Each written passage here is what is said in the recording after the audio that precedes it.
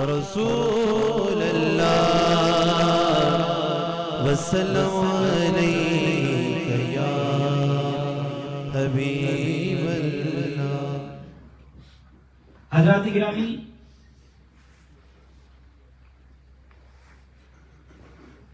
روزہ کی 3 اقسام ہیں: روزہ فرضی، روزہ نفلی اور روزہ وصلی۔ روزہ فرضی وہ ہے کہ جس کو چھوڑنے سے اس کی قضا اور توڑنے سے اس کے کفارہ لازم آتا ہے، جیسا کہ اللہ تبارک و تعالیٰ قرآن پاک میں ارشاد فرماتا ہے فَمَنْ كَانَ مَرِيضًا أَوْ عَلَى سَفَرٍ فَعِدَّةٌ مِّنْ أَيَّامٍ أُخَرَ۔ اور جو کوئی بیمار ہو یا سفر میں ہو تو اتنے روزے اور دنوں میں رکھ لے۔ لہذا اگر فرض روزہ قضا ہو جائے تو اسے غیر رمضان میں پورا کرنا یہ واجب ہے، لیکن اس کا ثواب رمضان کے روزے کے برابر نہیں ہوگا، کیونکہ رمضان المبارک میں ایک فرض کا ثواب 70 فرائض کے مطابق عطا کیا جاتا ہے۔ اس لیے کوشش کرنی چاہیے کہ رمضان کا روزہ چھوٹنے نہ پائے۔ جب انسان یہ ارادہ کر لے تو اللہ تعالیٰ اسے پورا فرما دیتا ہے۔ اگر جان بوجھ کر رمضان المبارک کا فرضی روزہ توڑ دیا تو اس کا کفارہ ہے۔ کفارہ کیا ہے؟ پہلے در پہ مسلسل 2 ماہ کے روزے رکھنے، کنٹینیوس 60 روزے رکھنے ہیں۔ دوسرا، ایک غلام آزاد کرنا ہے۔ تیسرا، 60 مسکینوں کو کھانا کھلانا ہے۔ حدیث مبارکہ میں حضرت ابو ہریرہ رضی اللہ تعالیٰ عنہ فرماتے ہیں کہ نبی صلی اللہ علیہ وسلم کی بارگاہ میں ایک شخص حاضر ہوا اور حاضر ہو کر عرض کرنے لگا ہلکت یا رسول اللہ، یا رسول اللہ میں ہلاک ہو گیا۔ آپ صلی اللہ علیہ وسلم نے فرمایا کہ کیا ہوا؟ صحابی نے عرض کیا یا رسول اللہ صلی اللہ علیہ وسلم میں نے روزے کی حالت میں اپنی بیوی سے جماع کر لیا، میں نے روزہ توڑ لیا، اب میں کیا کروں؟ آپ صلی اللہ علیہ وسلم نے فرمایا کیا تیرے پاس کوئی غلام ہے؟ جاؤ اسے آزاد کر دو، تمہارا کفارہ ادا ہو جائے گا، اللہ تجھ سے راضی ہو جائے گا۔ تو صحابی نے عرض کیا یا رسول اللہ میرے پاس تو کوئی غلام نہیں ہے۔ میرے آقا علیہ السلام نے فرمایا کیا تم مسلسل 2 ماہ کے روزے 60 روزے رکھ سکتے ہو؟ اس نے عرض کیا کہ یا رسول اللہ میرے پاس اس کی بھی طاقت نہیں۔ آپ صلی اللہ علیہ وسلم مبارک نے ارشاد فرمایا کہ پھر ایسا کرو جاؤ 60 مسکینوں کو کھانا کھلا دو، تمہارا کفارہ ادا ہو جائے گا، خدا تجھ سے راضی ہو جائے گا۔ اس نے عرض کیا یا رسول اللہ میرے پاس اس کی بھی طاقت نہیں۔ بس نبی صلی اللہ علیہ وسلم مبارک نے فرمایا کہ اے میرے صحابی بیٹھ جاؤ۔ وہ صحابی بیٹھ گئے۔ تھوڑی دیر کے بعد ایک اور صحابی حضور کی بارگاہ میں ایک کھجور کی ٹوکری لا کر کھجوروں کی ہدیتاً آپ کی بارگاہ میں پیش کیا۔ تو اس حدیث سے الفاظ سے یہ ثابت ہوتا ہے کہ بزرگوں کی بارگاہ میں تحفہ لانے کا ثبوت بھی یہاں سے ملتا ہے۔ جب کھجوروں کا ٹوکرا آ گیا تو آپ صلی اللہ علیہ وسلم نے فرمایا کہ وہ سائل کدھر ہے، وہ سوال کرنے والا کدھر ہے؟ تو اس نے عرض کیا یا رسول اللہ میں حاضر ہوں۔ آپ صلی اللہ علیہ وسلم مبارک نے ارشاد فرمایا یہ کھجوریں لے جاؤ اور مدینہ کے غریبوں میں 60 مسکینوں کو تقسیم کر دو، تمہارا صدقہ ادا ہو جائے گا، کفارہ ادا ہو جائے گا، خدا تجھ سے راضی ہو جائے گا۔ تو صحابی نے عرض کیا یا رسول اللہ صلی اللہ علیہ وسلم میرے اور میرے اہل خانہ سے زیادہ پورے مدینہ منورہ میں کوئی غریب نہیں، کوئی فقیر نہیں، میں تو سب سے زیادہ محتاج ہوں۔ بس حدیث کے الفاظ ہیں فضاحکت نبی صلی اللہ علیہ وسلم، بس حضور صلی اللہ علیہ وسلم مسکرائے۔ حضور مسکرائے کہ کیسا آدمی ہے، چاہتا ہے کہ دینا بھی کچھ نہ پڑے اور کام بھی بن جائے۔ فرمایا اے صحابی ایسا کرو کہ اپنے اہل و عیال کو کھلا دو، تیرا کفارہ ادا ہو جائے گا، خدا تجھ سے راضی ہو جائے گا۔ حضرات گرامی توجہ چاہوں گا، دنیا کا کوئی بھی مولوی، دنیا کا کوئی بھی مفتی، دنیا کا کوئی بھی شیخ الحدیث اپنے اختیار سے کسی کو یہ 3 کفاروں کے علاوہ چوتھی بات نہیں کہہ سکتا، مگر آمنہ کا دٹے یتیم کو یہ چوتھی بات اپنی اختیار سے فرمانے کا حق حاصل ہے۔ کنجی دی تمہیں اپنے خزانوں کی خدا نے، کنجی دی تمہیں اپنے خزانوں کی خدا نے، محبوب کیا مالک و مختار بنایا۔ حضرات گرامی روزہ کی دوسری قسم ہے روزہ نفلی۔ یہ روزہ رکھ کر توڑنے سے اس کی قضا لازم تو ہو جاتی ہے لیکن اس کا کفارہ نہیں ہے. جیسے نظر کا روزہ، ایام 20 کا روزہ وغیرہ، یہ سارے نفلی روزے ہیں. حدیث مبارکہ میں ہے کہ چاند کی ہر 13، 14 اور 15 تاریخ کو ایام 20 کہتے ہیں. ان روزوں کا بہت زیادہ ثواب ہے. حضرت علی شیر خدا رضی اللہ تعالیٰ عنہ فرماتے ہیں کہ میں ایک دن دوپہر کے وقت نبی صلی اللہ علیہ وسلم کی بارگاہ میں حاضر ہوا تو اس وقت آپ صلی اللہ علیہ وسلم اپنے حجرہ مقدسہ میں جلوہ افروز تھے. میں نے سلام عرض کیا. آپ صلی اللہ علیہ وسلم نے سلام کا جواب ارشاد فرمایا اور فرمایا کہ اے علی، جبریل آئے ہیں، وہ تم کو سلام کہتے ہیں. حضرت علی کہتے ہیں کہ میں نے عرض کیا یا رسول اللہ صلی اللہ علیہ وسلم، آپ پر اور ان پر بھی سلام ہو. رسول اللہ صلی اللہ علیہ وسلم نے فرمایا کہ اے علی، تم میرے نزدیک آ جاؤ. حضرت علی فرماتے ہیں کہ میں حضور کے قریب ہوا.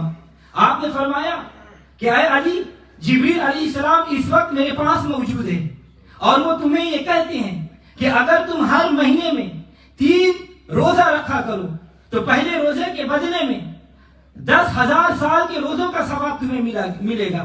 دوسرے روزے کے بدلے میں 30,000 کا ثواب تجھے ملے گا، اور تیسرے روزے رکھو گے تو 1,00,000 روزوں کا ثواب تجھے ملے گا. حضرت علی نے عرض کیا، میں نے عرض کیا یا رسول اللہ صلی اللہ علیہ وسلم، یہ ثواب میرے ہی واسطے ہیں یا یہ سب لوگوں کے لیے ہے؟ تو آپ صلی اللہ علیہ وسلم مبارک نے ارشاد فرمایا کہ اے علی، خدا تعالیٰ نے یہ ثواب تم کو عطا کیا اور اس کو بھی جو تمہارے بعد یہ روزہ رکھیں گے. حضرت علی فرماتے ہیں کہ میں نے عرض کیا یا رسول اللہ صلی اللہ علیہ وسلم وہ کون سے دن ہیں؟ تو آپ صلی اللہ علیہ وسلم مبارک نے فرمایا کہ ایام 20، یعنی ہر مہینہ کی 13ویں، 14ویں اور 15ویں تاریخ. حضرت علی رضی اللہ تعالیٰ عنہ سے پوچھا گیا کہ ان کو ایام 20 کیوں کہتے ہیں؟ تو حضرت علی نے فرمایا کہ جب اللہ تبارک و تعالیٰ نے حضرت آدم علیہ السلام کو جنت سے نکال کر دنیا میں بھیجا تو آفتاب کی حرارت، گرمی سے آپ کا جسم جل گیا اور رنگ سیاہ ہو گیا. حضرت جبریل علیہ السلام ان کے پاس آئے اور کہا کہ اے آدم، کیا تم یہ چاہتے ہو کہ آپ کا بدن سفید ہو جائے؟ آدم علیہ السلام نے فرمایا کہ ہاں میں چاہتا ہوں. تو جبریل علیہ السلام نے کہا کہ آپ ہر مہینے کی 13، 14 اور 15 تاریخ کو روزہ رکھا کرو. پس حضرت آدم علیہ السلام نے جب پہلی 13 تاریخ کو روزہ رکھا تو ان کے بدن کا تیسرا حصہ سفید ہو گیا. جب دوسرے دن کا یعنی 14ویں کا روزہ رکھا تو ان کے بدن کے 2 حصے سفید ہو گئے، اور جب تیسرے دن کا روزہ رکھا تو سارا بدن سفید ہو گیا. اسی واسطے ان دنوں کو ایام 20 کہتے ہیں. حضرت ابو ایوب انصاری رضی اللہ تعالیٰ عنہ فرماتے ہیں کہ نبی صلی اللہ علیہ وسلم مبارک نے ارشاد فرمایا کہ جس آدمی نے رمضان مبارک کے روزے رکھے اور پھر ان کے ساتھ 6 روزے شوال کے ملائے تو اس کو گویا کہ تمام عمر روزے رکھنے کا ثواب ملے گا. اللہ تبارک و تعالیٰ کی بارگاہ میں دعا کرے اللہ تعالیٰ ہمیں بھی روزہ رکھنے کی توفیق عطا فرمائے. حضرات گرامی، جیسا کہ آپ حضرات کو معلوم ہے کہ ماہ مبارک رمضان رخصت ہو رہا ہے، جس سے اہل ایمان کے قلوب غمگین ہے. یہ اللہ تعالیٰ کا مہمان آیا اور ہم نے اس سے کیا پایا؟ ہم نے اب یہ سوچنا ہے کہ یہ مبارک مہمان ہم سے راضی راضی رخصت ہوا یا ناراض ہوا.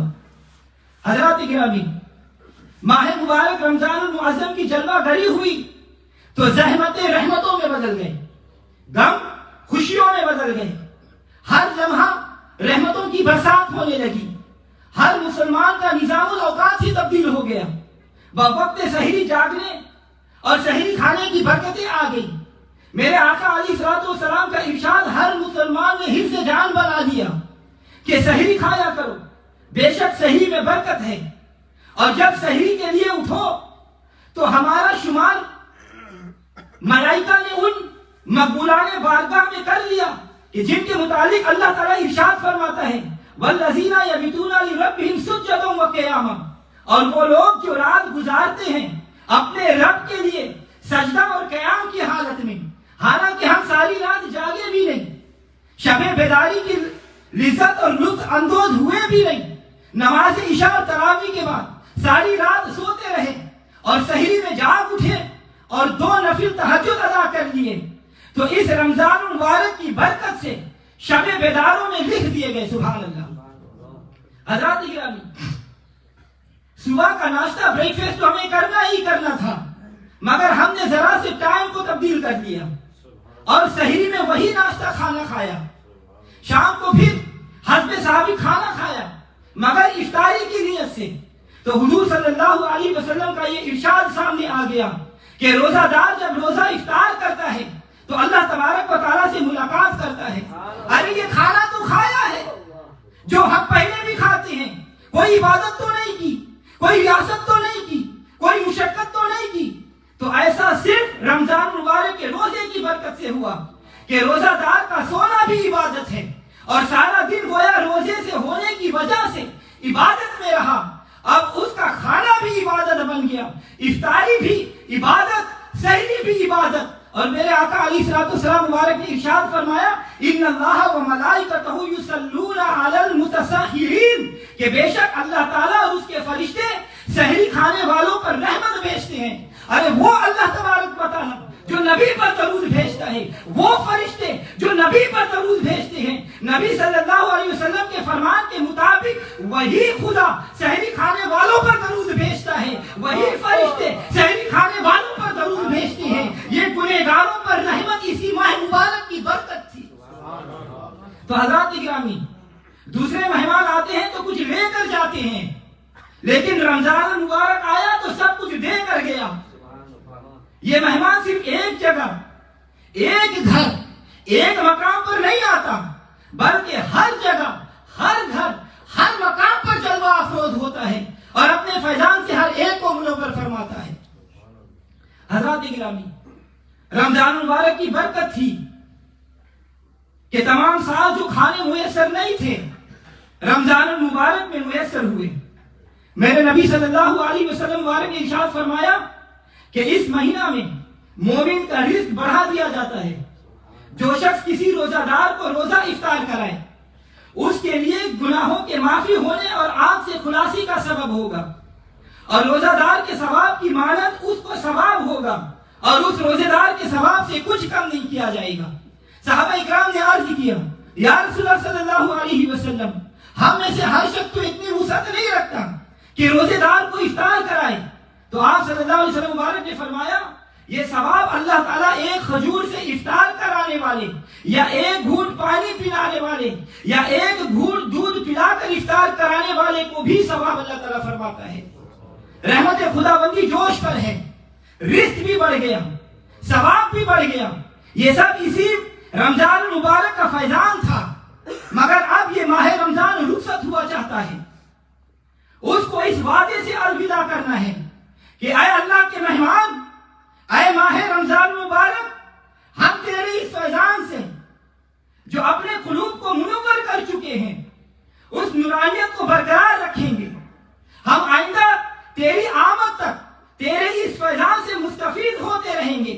ارے ہم نے جن گناہوں سے توبہ کی تھی توبہ پر قائم رہیں گے، ہم نے جن نیکیوں کو اپنایا تھا انہیں اپنائے رکھیں گے. حضرات گرامی، اہل ایمان کا تو یہ وعدہ ہو گیا، اہل ایمان کا یہ وعدہ ہو گیا، مگر ہم میں بہت سے لوگ ہیں جو اس رمضان مبارک میں بھی اس کی رحمتوں سے فیضیاب نہیں ہو سکے.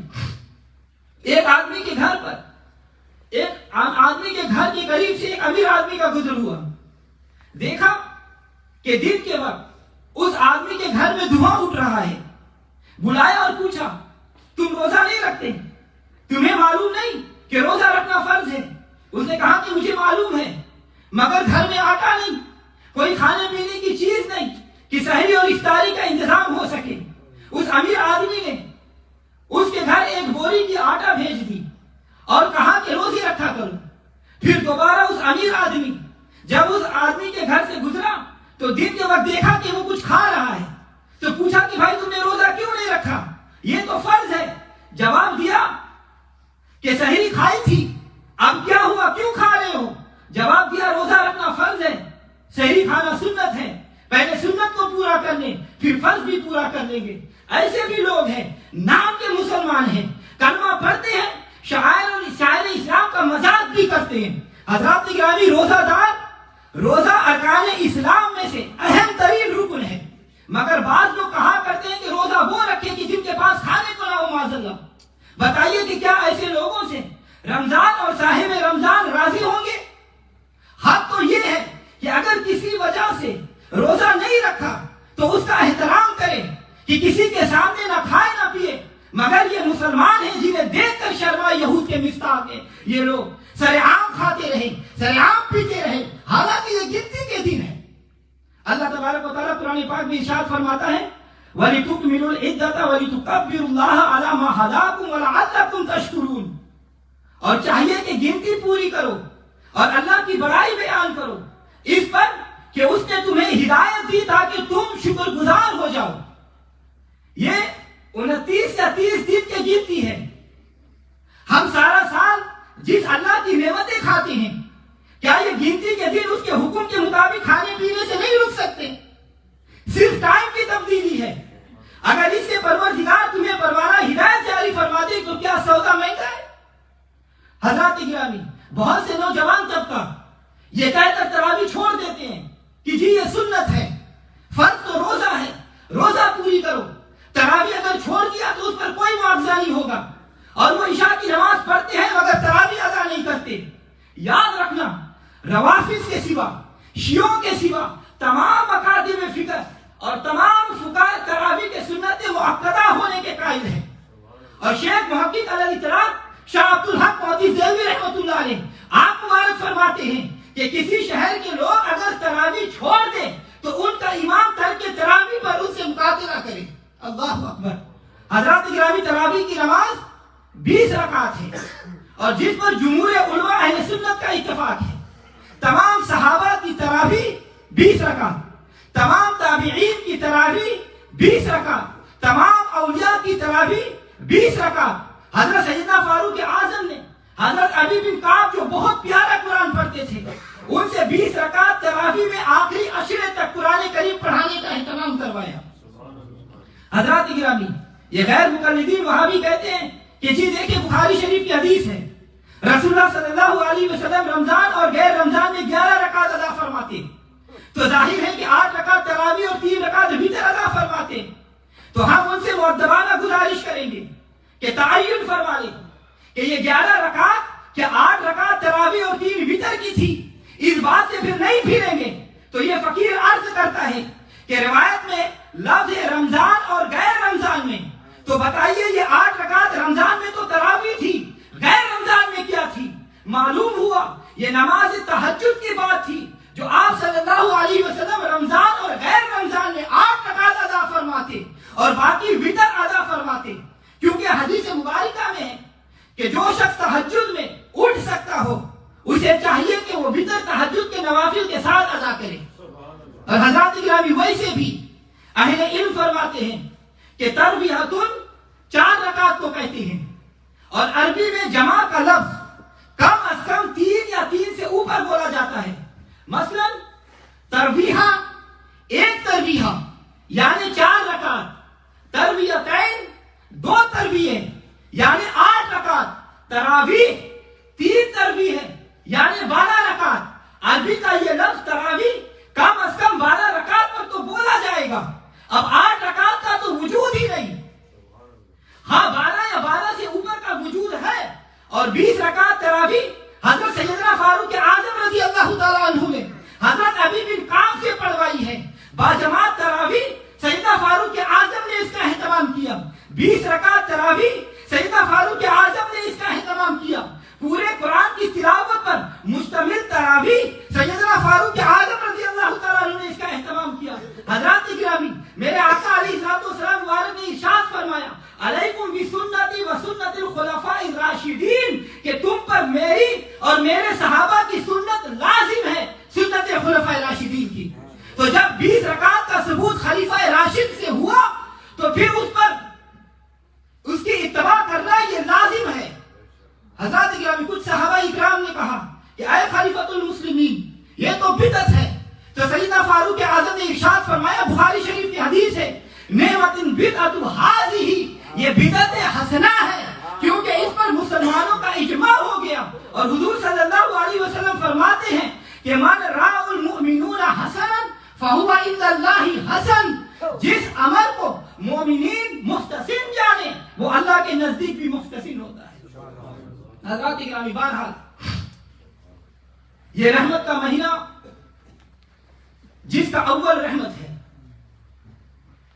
جس کا درمیان مغفرت ہے اور آخری اشرا جہنم سے آزادی ہے، افسوس سے ہم سے رخصت ہو رہا ہے۔ اللہ اب کون سحری میں اٹھایا کرے گا؟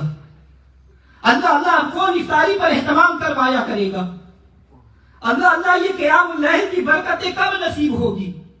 حضرات گرامی، حضرت خواجہ حافظ رحمت اللہ علیہ نے دیوان میں یہ لکھا ہے کہ میں نے دیکھا کہ ایک بلبل نے اپنے منہ پر گلاب کا پھول پکڑا ہوا ہے اور زار و قطار رو رہی ہے۔ میں نے پوچھا تو کیوں روتی ہے؟ یہ بہار فصل گل پھر آئے گی، تم اپنا شوق پورا کر لینا۔ تو اس نے چیخ مار کر کہا کہ اے خواجہ، یہی بات تو جان کھا گئی ہے، بہار آئے گی اس میں شک نہیں، پھول کھلیں گے اس میں کوئی شبہ نہیں، مگر مجھے اپنا پتہ نہیں کہ میں ہوں گا یا نہیں ہوں گی، بس یہی خیال مجھے رلا رہا ہے۔ بلبل نے کہا خواجہ، میں اس لیے غم میں ہوں، میں اس لیے رو رہی ہوں کہ شاید بہار آنے سے پہلے ہی میں مر جاؤں۔ اللہ مسلمانوں، آج رو رو کے الوداع کر لو اللہ کے مہمان کو۔ اگلے سال یہ تو تشریف لائے گا مگر شاید ہم نہیں ہوں گے۔ آج لپٹ جاؤ ان کی رحمتوں سے، آج چمٹ جاؤ ان کی برکات سے اور عرض کرو رو رو کر کہ اے اللہ کے مہمان، کل قیامت کے میدان میں، کل مصیبتوں کے طوفان میں جب تو سفارش فرمانے لگے، اپنے روزے داروں کو بخشوانے لگے تو ہم گنہگاروں کو بھول نہ جانا، اور جب تیرے چاہنے والے اور روزے دار والے باب الریان سے گزرے تو ہمیں بھی یاد فرما لینا۔ اے ماہ رمضان، ہم تمہیں کس طرح الوداع کریں؟ جی نہیں چاہتا کہ تم ہمیں چھوڑ کر چلے جاؤ۔ رب کعبہ کی قسم، رب محمد کی قسم، عید کی خوشیوں سے زیادہ تیری جدائی کا غم ہے۔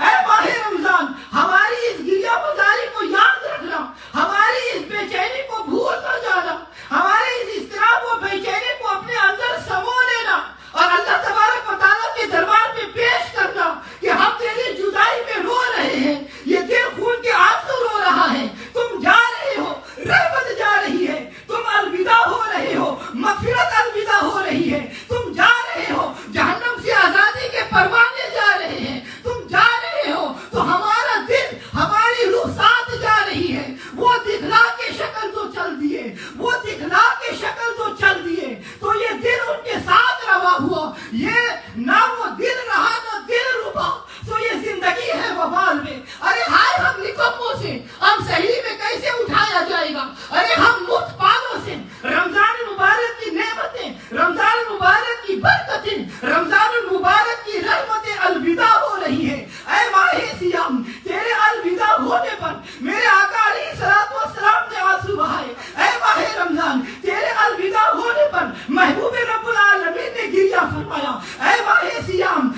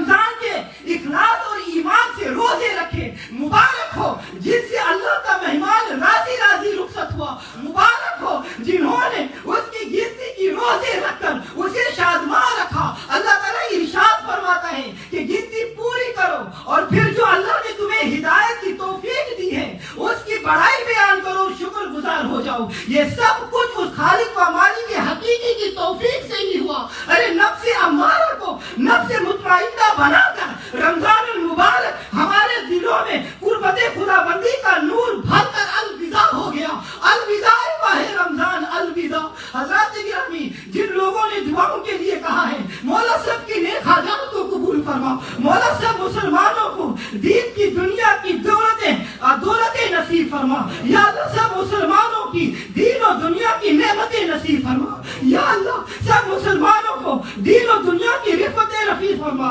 یا اللہ اللہم ربنا آتنا فی الدنیا حسنہ وفی الآخرۃ حسنہ وقنا عذاب النار وقنا عذاب القبر وقنا عذاب الحشر وقنا عذاب السقر وقنا عذاب الميزان. ربنا اغفر لنا ذنوبنا وثبت أقدامنا وانصرنا على القوم الكافرين وانصرنا على القوم الظالمين وانصرنا على القوم المشركين وانصرنا على القوم المنافقين. ربنا افرغ علينا صبرا وتوفنا مسلمين.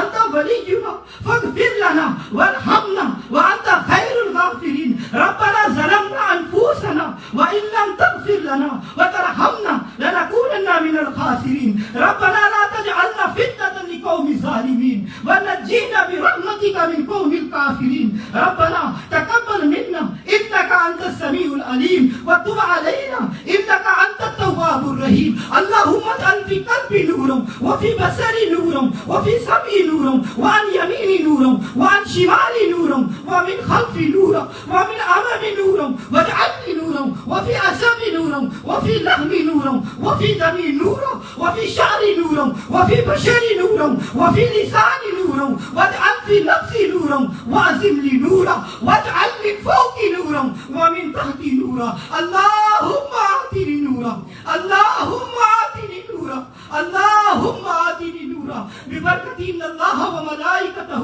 يصلون على النبي يا أيها الذين آمنوا صلوا عليه وسلموا تسليما. اللهم صل على سيدنا ومولانا محمد وعلى آل سيدنا ومولانا محمد بقدر حسن جماله ونوره عرشه وزينة فرشه صلى الله عليه وسلم برحمتك يا أرحم